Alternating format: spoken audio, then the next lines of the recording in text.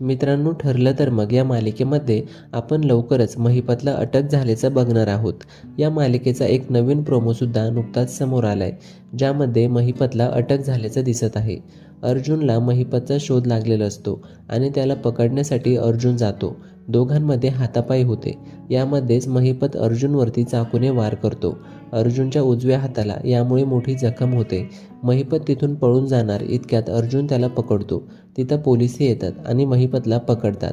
घरी सायली आणि सगळेजण अर्जुनची वाट बघत असतात. तेव्हा अर्जुन घरी येतो आणि सगळ्यांना महिपतला अटक झाल्याची बातमी सांगतो. हे ऐकून सगळ्यांनाच खूप आनंद होतो. आता रविराज आणि प्रतिमाच्या अपघातामागचा खरा मास्टरमाइंड कोण होता हे लवकरच समजेल असं अर्जुन सगळ्यांना म्हणतो.